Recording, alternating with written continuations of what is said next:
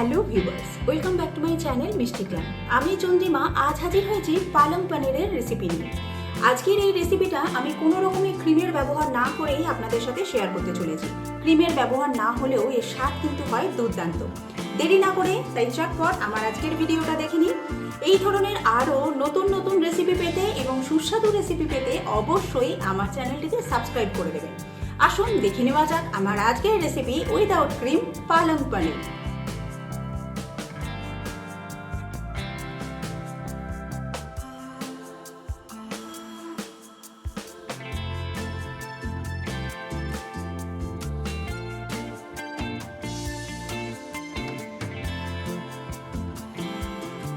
পালং পনির বানাবার জন্য এখানে আমি এক আটি পালং শাক নিয়ে নিয়েছি। পালং শাকের গোড়ার অংশটা প্রথমে কেটে বাদ দিয়ে দিয়েছি, তারপরে শাকটাকে খুব ভালোভাবে ধুয়ে পরিষ্কার করে নেওয়া আছে।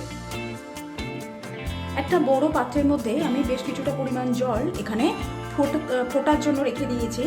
জলের মধ্যে আমি দিয়ে দিচ্ছি 1 টিস্পুন নুন, এবার দিয়ে দিচ্ছি 1 টিস্পুন চিনি। চিনিটা দেওয়ার কারণে পালং শাকের যে সবুজ কালারটা একদম ঠিক থাকবে। আসলে আমরা পালং শাকটাকে একটু ভাপিয়ে নেব। জল ফুটে উঠলে গ্যাসের ফ্লেমটাকে অফ করে দিয়ে এর মধ্যে কেটে রাখা পালং শাক দিয়ে দেব।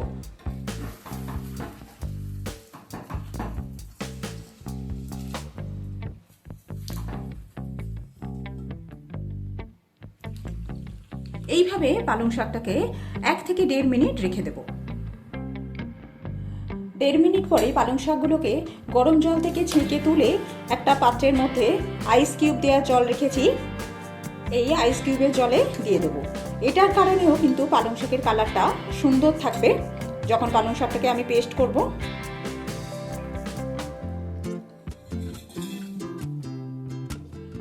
এরপর পালং শাকগুলোকে জল থেকে ভালোভাবে চেপে তুলে নেব।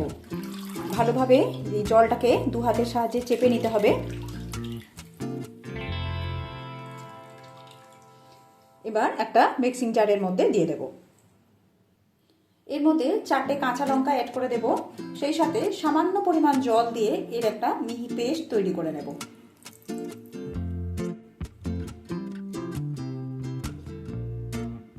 পালং শাকের পেস্ট রেডি হয়ে গেছে।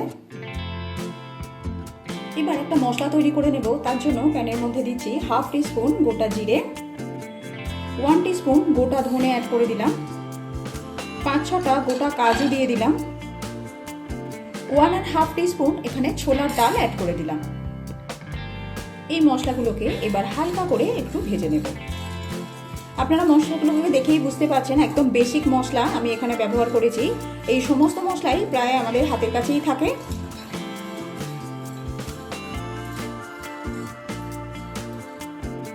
মশলা ভেজে নেওয়া হয়ে গেলে একটা প্লেটে ঢেলে ঠান্ডা করে এর একটা পাউডার বানিয়ে নেব। রান্নাটা করার জন্য আমি প্যানের মধ্যে দিয়ে দিচ্ছি সাদা তেল।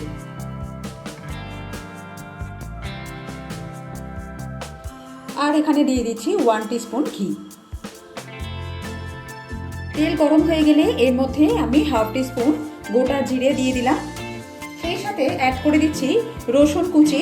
একদম ফাইন চপ করে রসুনটাকে কেটে নেওয়া আছে। 1.5 টিস্পুন রসুন কুচি এর মধ্যে দিয়ে দিচ্ছি।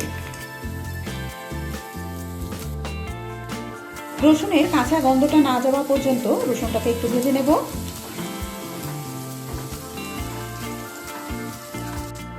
রসুন ভেজে নেওয়া হয়ে গেলে এর মধ্যে আমি 1 টিস্পুন একদম ফাইন চপ করে কেটে রাখা আদা কুচি অ্যাড করে দিচ্ছি।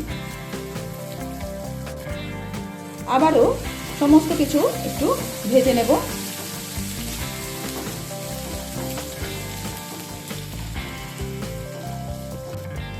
আদা রসুন ভেজে নেওয়া হয়ে গেলে অ্যাড করে দেবো একদম ফাইন চপ করে কেটে রাখা পেঁয়াজ কুচি। এখানে আমি 2টো মিডিয়াম সাইজের পেঁয়াজকে ফাইন চপ করে কেটে নিয়েছি, এটাকে অ্যাড করে দিলাম। পেঁয়াজটাকে একদম হালকা করে ভেজে নিতে হবে। পেঁয়াজটা ভাজতে ভাজতে এর মধ্যে নুন অ্যাড করে দেব।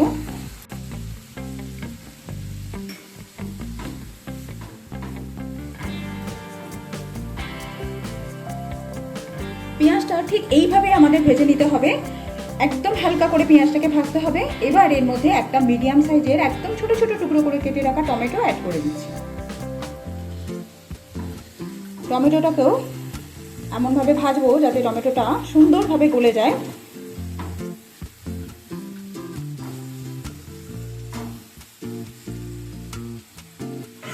এটাকে কভার করে দেব, এতে টমেটোটা তাড়াতাড়ি গলে যাবে।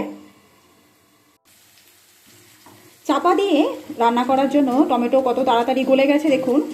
এরকমভাবে সুন্দর টমেটোটা গলে যাওয়ার পর এর মধ্যে আমি অ্যাড করে দেব যে ভাজা মশলাটা আমি তৈরি করেছিলাম সেটা।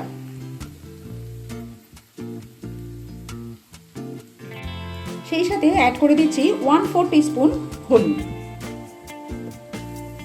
ভালোভাবে কষিয়ে নেব যাতে মশলা থেকে তেল ছেড়ে আসে।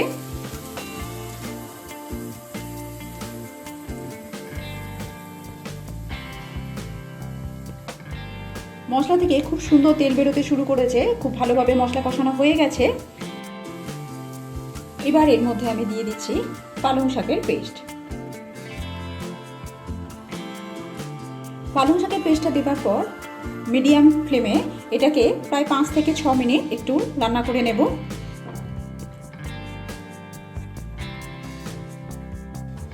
এর মধ্যে এই সময় আমি দিয়ে দিচ্ছি 1 টিস্পুন কসুরি মেথি, দিয়ে দিচ্ছি সামান্য পরিমাণ নুন। এর আগেও আমি নুনের ব্যবহার করেছি, তাই সেই বুঝে নুনটা ব্যবহার করলাম। সেই সাথে 1/2 টিস্পুন চিনি অ্যাড করে দিলাম।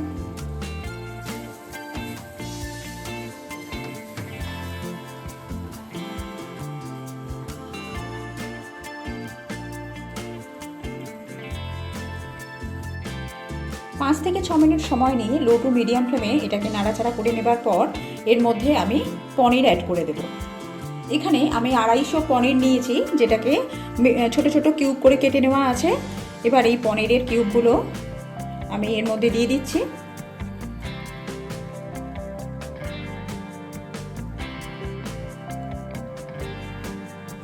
এবার খুব আলতো হাতে গ্যাসের ফ্লেমটা লোতে রেখে সমস্ত কিছু একসাথে মিশিয়ে নেব।